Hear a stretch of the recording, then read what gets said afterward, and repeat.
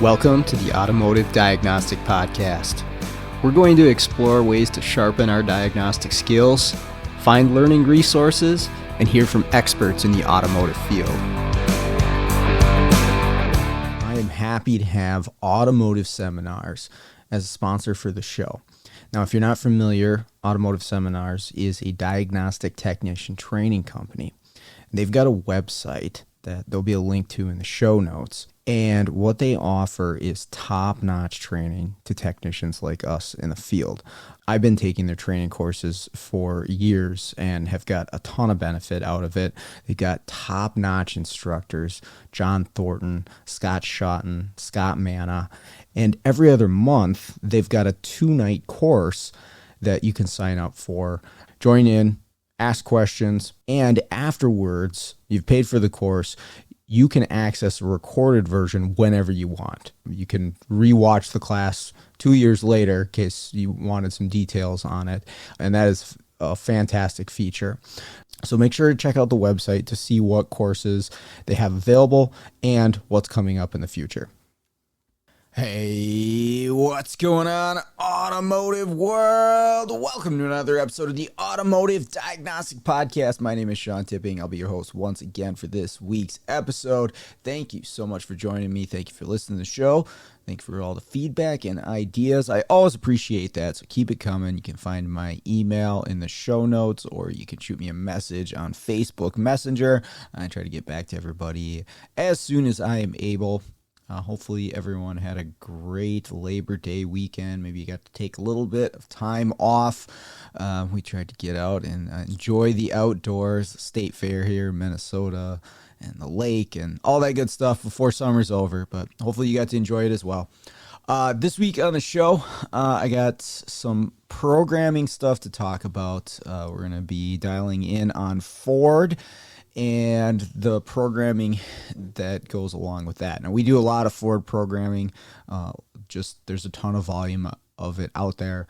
A lot of people drive Ford stuff and brakes just as much as everything else, but just the volume of it, we see a ton. And, as a whole, Ford programming really isn't that bad. Most of it works without much to say about it. IDS has been around for a long time, and it is mostly reliable. It's had its issues, but you can say that about every software for just about everything, and it's not even limited to automotive. There's, hey, every software for everything has issues at times. Right, so there's some glitches, there's some little stuff that you could point to over the years with Ford, where there's been hiccups, but for the most part, again, IDS has worked really well. There are some issues that we've been dealing with recently, or maybe we see on a consistent basis, and that's kind of what I wanted to talk to everyone about today, with a final kind of a warning if you're doing Ford programming and maybe you haven't run into this just yet. I'll say that for the end, but this is one that we went through recently, and it ate up half a day in order to get this resolved, and just want everybody to be aware of that, especially if you're mobile, but even if you aren't, this can be a big surprise if it jumps in front of you and you're not prepared. So hopefully you can be prepared. But let's get into it. I'll talk about various tooling here. I've talked about them before on the show. If you do any of this stuff, you're familiar with most, if not all, of these tools and softwares. But we'll talk about IDS, FDRS, Forescan, IO Terminal, and some cloning software.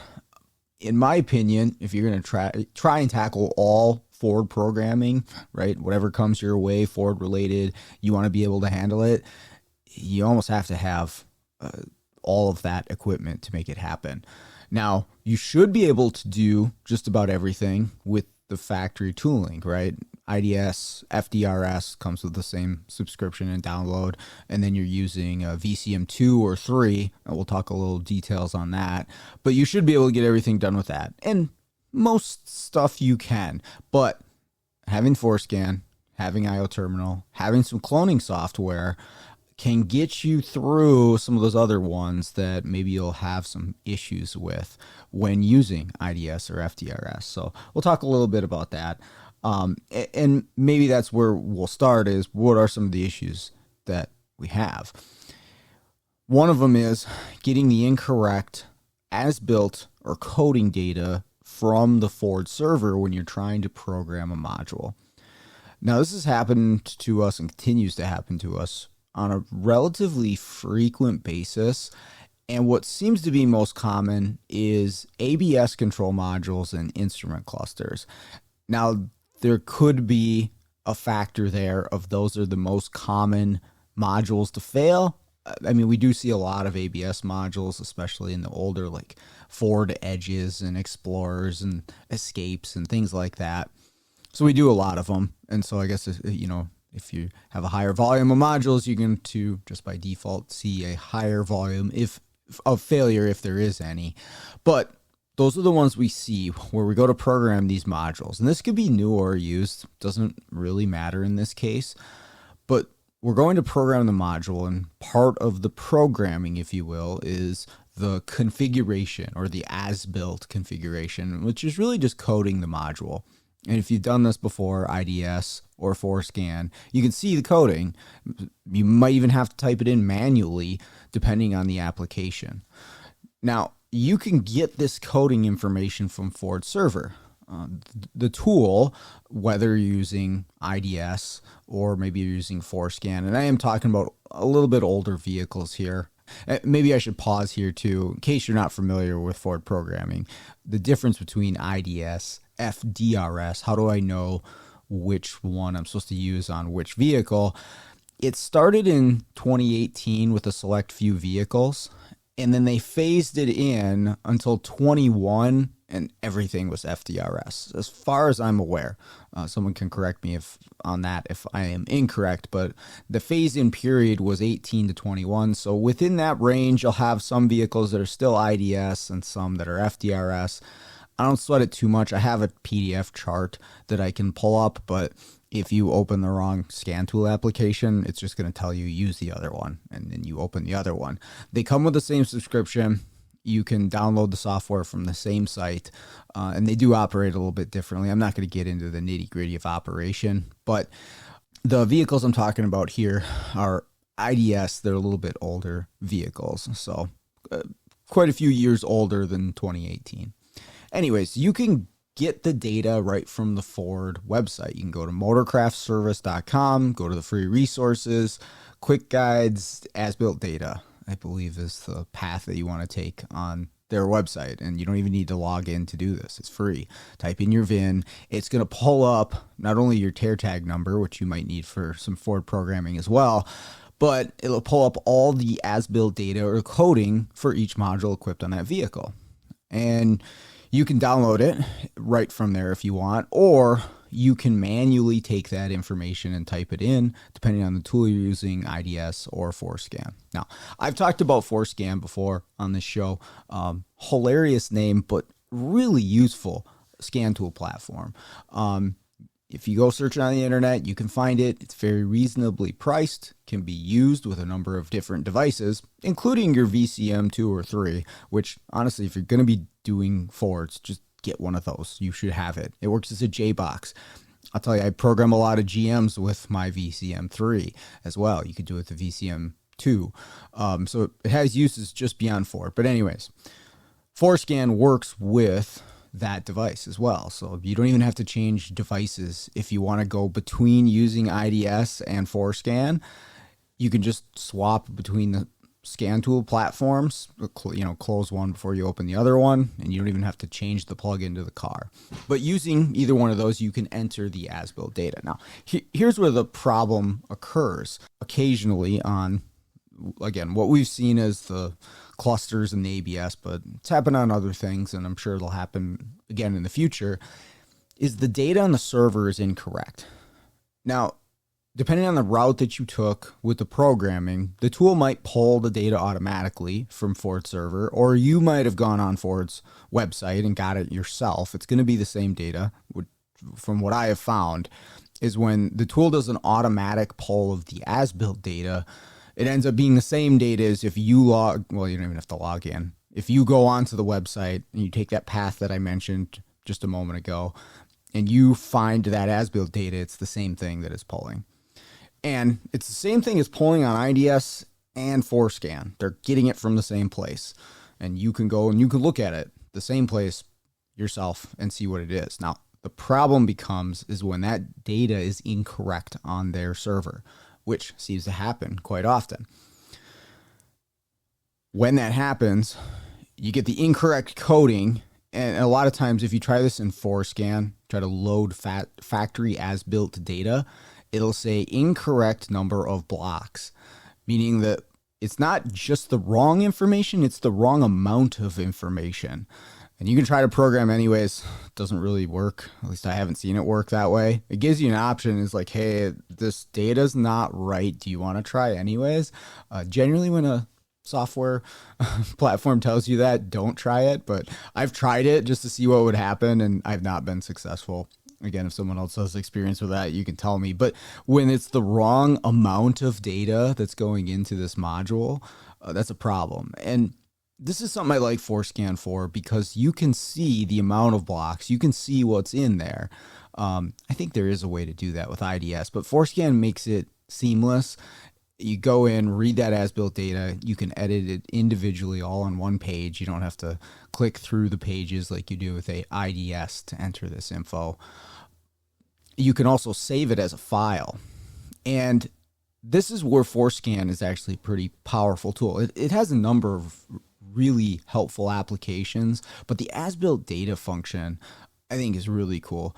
It has a configuration version too, where it translates that coding for you into what it means. Like, A3F2 equals, a Ford splash screen, and A3F4 is a Lincoln splash screen for the radio, right? And it translates that for you because you don't know what that means, but some Russian dude figured that out, and you can do the configuration version or the as-built data. But if you're looking at the raw coding in a module with Forescan, you can save that as a file.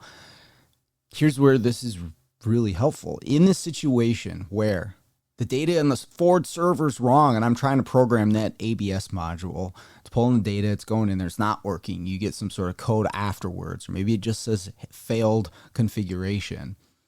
You can plug in the original module, pull the data out of there with Forescan, save that file, and you can take that as-built data and you can put it into the new one. Now, can you do this with IDS as well? Yeah, definitely, right? That's the intended way, as far as I understand, to do a PMI is to pull that data off the original. But in my opinion, Forescan is easier to do it this way. And when we're talking just about as-built data, and there is a difference when you look in the Ford programming between PMI, programmable module installation, and the as-built data. Again, the as-built data is coding. The PMI is going to be more than that. In that process, it may configure a module, right? If you run a PMI, it may do the coding as part of that. But it's also going to do the software, and in the case of like a PCM, it's going to do the VIN transfer. There's more happening in a PMI than there is the as-built. And that's one reason why you need all of these tools. You can't just get by with Forescan. You're going to run into things that you are unable to do if that's the only tool. You're going to need IDS or FDRS to complete programming on certain modules.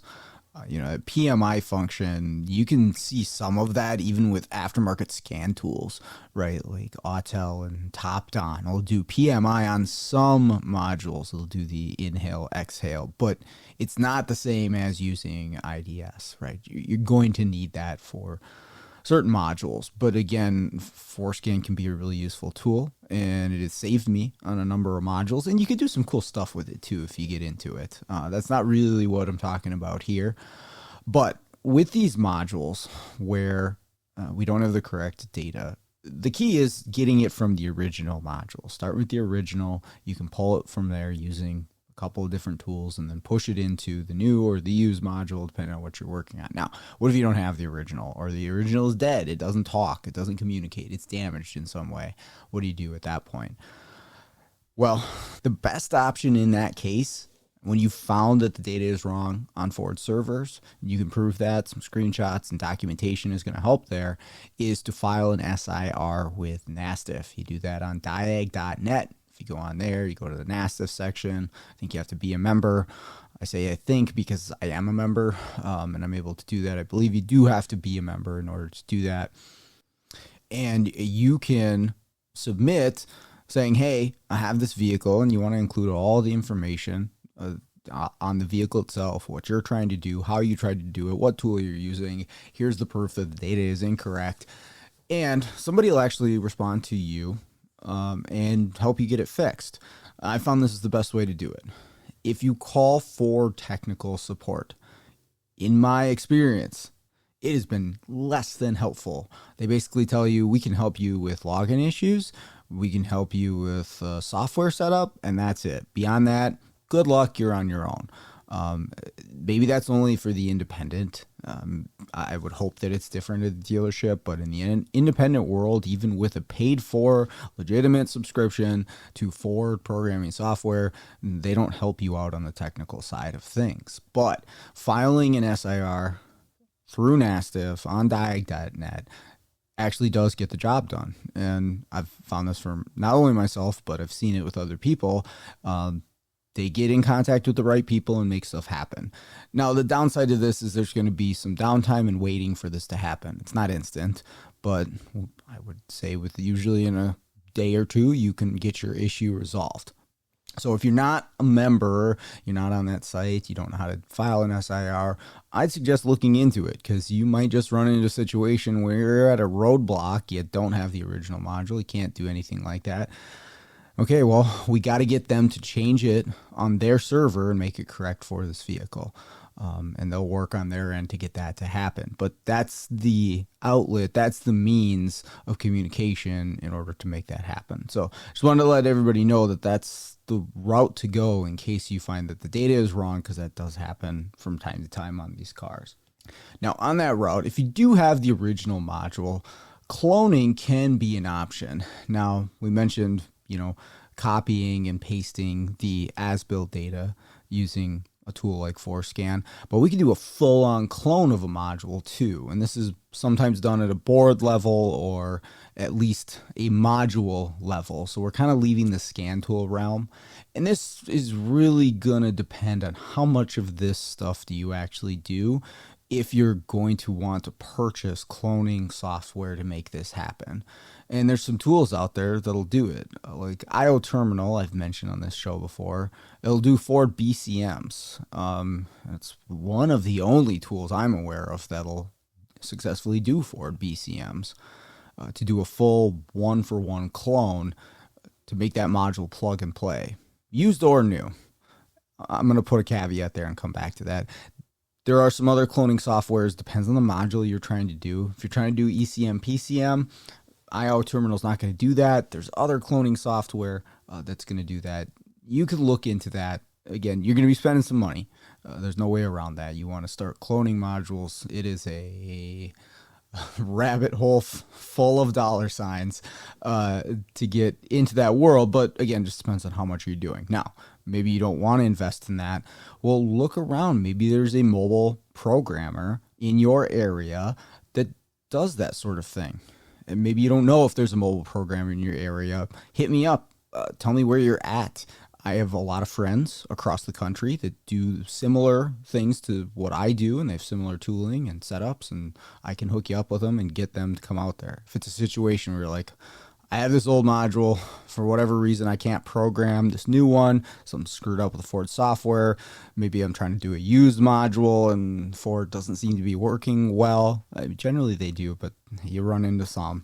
I want to clone this module, I want to copy paste at the module level, but I don't want to buy the tooling. Again, hit me up. I'll hook you up with some people. I can help you get that job done. Just send me a message and I'll see what I can do. But anyways, that's an option too. Again, requires you having the original module.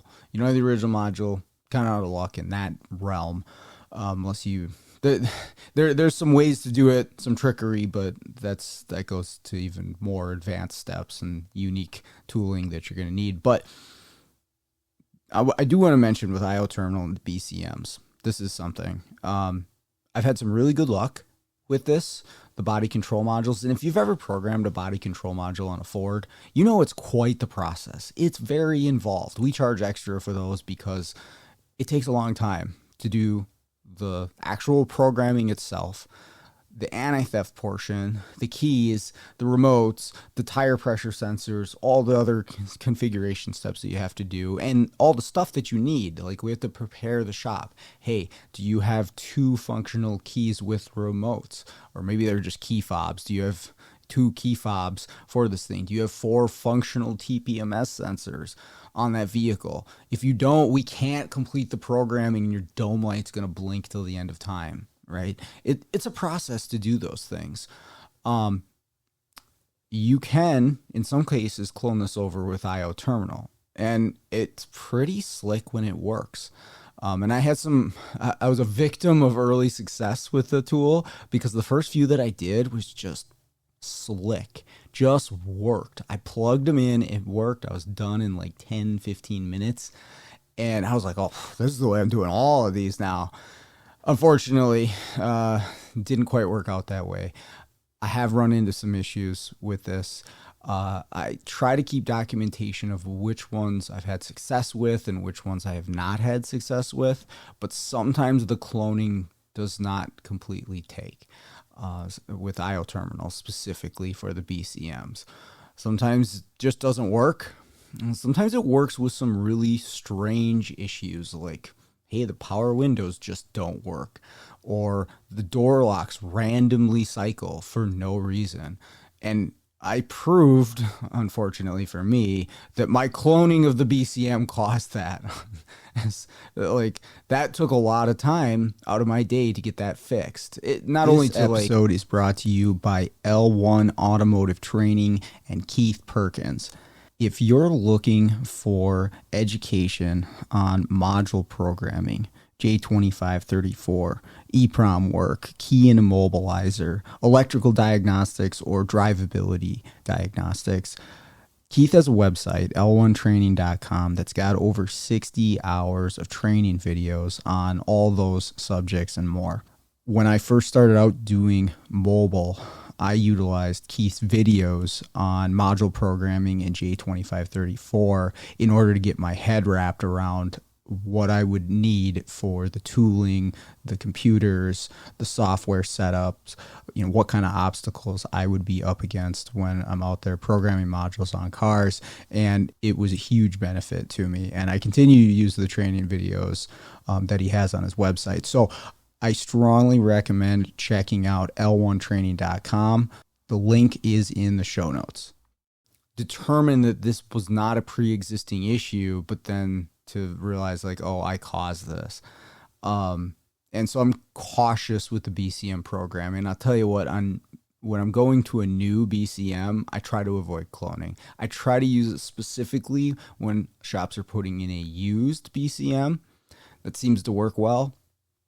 There's some applications where they've changed the modules, like the physical hardware of the module, and I can tell you the cloning does not go well at that point.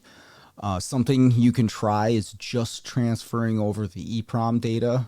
And again, that depends on the BCM, on how the data setup is constructed, if you can even do that. And then once the EEPROM data is in, that includes the anti-theft, the VIN, the keys, then I'll complete it with the factory software. That makes the process a little bit smoother, but we will try in a lot of cases just to do the factory way, unless it's a used module. Now, that's where you can run into problems, and that's why I'm talking about this. Not only because the BCMs are time consuming to do, but we have run into a number of BCMs that will not complete with the factory software. Again, this situation, you can file an SIR and have Ford walk you through it. A lot of times we're under the gun. We're trying to get stuff done, trying to make money, trying to move on to the next car. I've cloned BCMs to get myself out of that pinch. And we've identified some vehicles that are real tricky.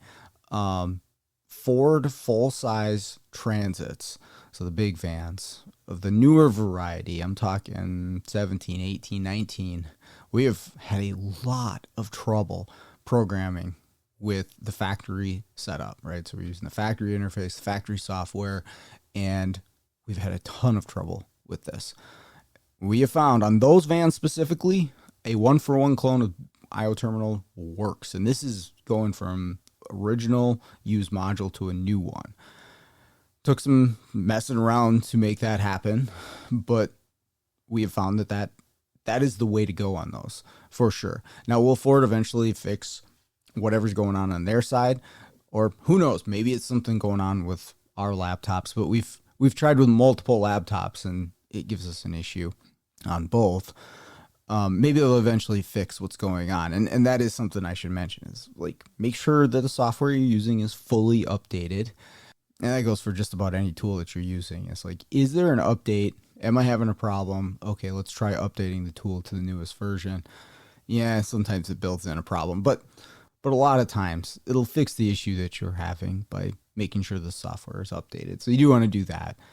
But yeah, on those Transits, we've been cloning the BCMs, and that's what works for us. I've talked to a few other people too that have had issues with BCMs on newer vehicles. I was messaging with a gentleman, listener of the show.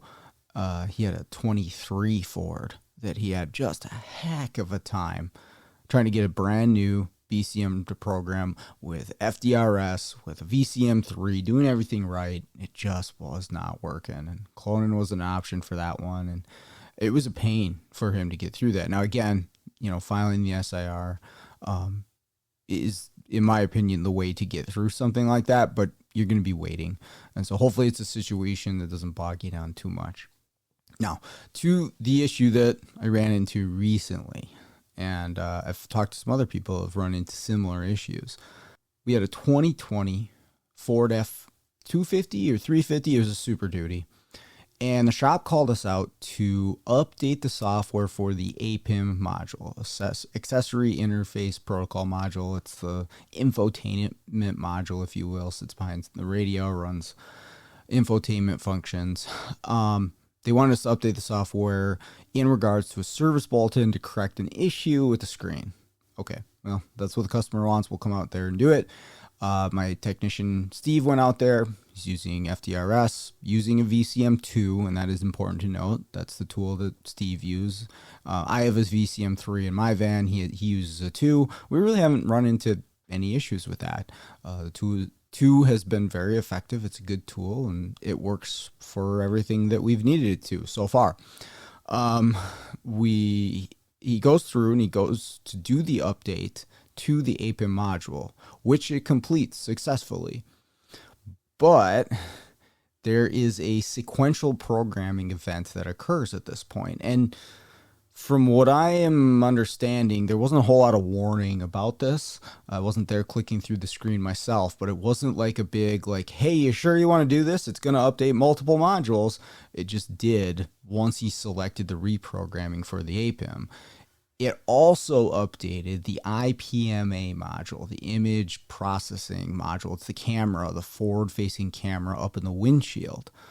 And a lot of Fords have these.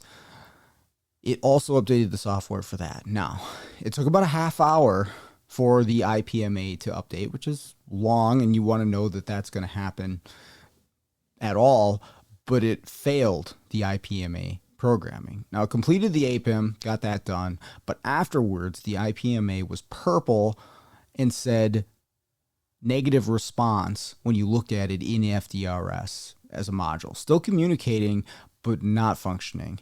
And we tried reprogramming it a couple times, tried for our options through Forescan, and there really wasn't anything. I remoted in, I tried a few things. It wasn't happening. This module didn't seem dead, but the PMI that we tried forcing through didn't work, and nothing seemed to be doable at that point. So I told Steve, I was like, let's move on with our day, tell the shop I'll come back tomorrow.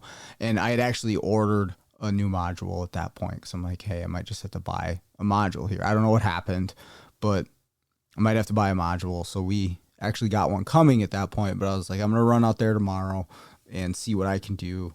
Maybe the VCM3 would work. And actually, if you listen to the episode a couple weeks ago with Tommy, it was the day before I went back out there. So I go back out there and I'm using FDRS, same software, and I have a VCM3.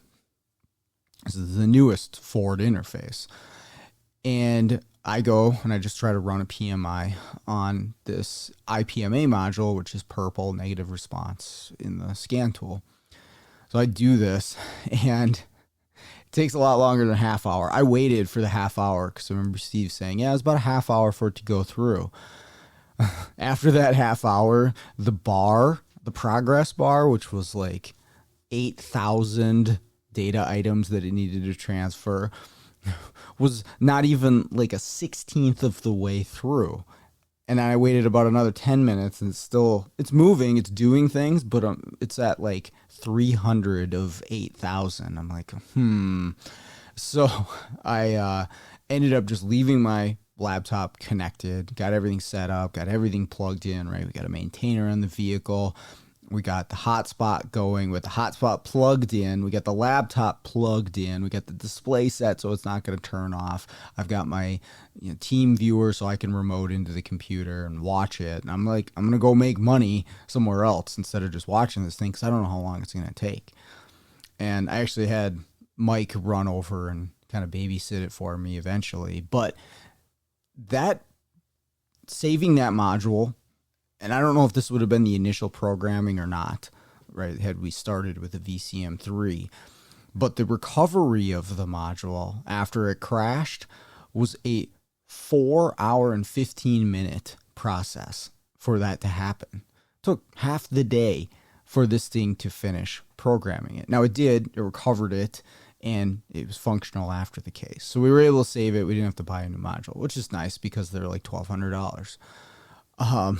But for it to take half the day, for a module we weren't even trying to program, that was not our intent. It happened as a sequential thing, right? So the APIM and the IPMA need to be at the same software level for whatever functions are integrating between the two. I don't know exactly what that is, but obviously they share some sort of information and they need to be at the same software level, and that's what this update does. But this is something you're going to want to be aware of. Number one, that it could take this long, and I've talked to other techs where it goes through and it updates the IPMA along with other modules, like maybe the cruise control module, and it takes 3-4 hours for it to complete. I mean, even 2 hours is such a huge chunk out of your day. Now, maybe you're in a shop, you can do other things. That would be really nice. I got to go to another vehicle, and if I'm leaving my computer there, maybe that runs other things that I need to do that day. That's definitely something that I need to know about before I jump into it. But this is the sort of thing that we're running into with newer vehicles and integrated systems, and BMW is the most common one you think of, where the entire car gets updated to the same eye level. We're starting to see that same sort of thing in other brands, where it's not just the module you're trying to program, it's all the modules or a series of modules. And maybe one of those modules is really tricky, right? BMW has that with their the radio, the head unit. That's the one that always crashes, and you're not even trying to update that module, but it's going to happen along with the headlight that was replaced on the thing. So we're going to run into more and more of this, and you want to be aware of that. This possibility. Maybe you're hearing this, you're like, I don't want to mess with any of this programming stuff. Again, there's nothing wrong with that. That's fine. Call a programmer. There's lots of us around. Again, I can help you get in contact with one of these guys or gals, and they come out and take care of this for you, and you don't have to deal with it.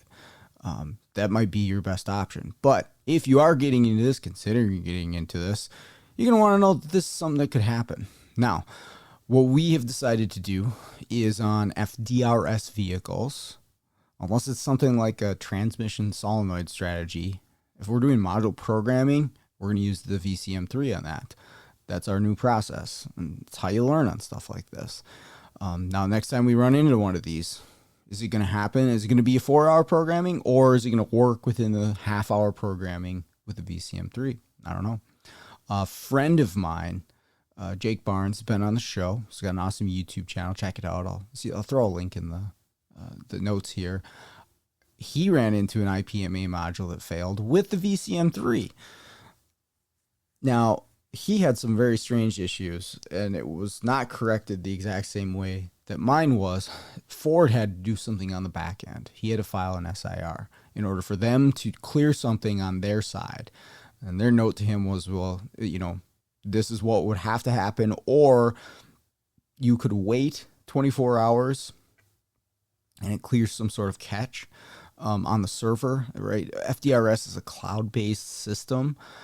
And so, this is all real new stuff that we're not used to dealing with. But hey, it's coming down the pipeline, and we got to be prepared for it. And that shops are going to be getting beat up by this sort of stuff. And maybe that's you, and you want to be prepared for it. But maybe you're doing what I'm doing. You're servicing other shops. Okay, well, these are the sort of issues that you or the shops could be running into. So you want to be prepared when you jump in, so you're not completely surprised when, I've got a 4-hour program that I have to go through. So anyways, there are just some of my thoughts on Ford, some things that we've been dealing with recently, and hopefully you find that helpful. Hopefully you're more prepared going into some of these jobs, or know how to handle it if you do. But that's all I got for you. Thank you for listening. Let's all get out there, start fixing the world one car at a time.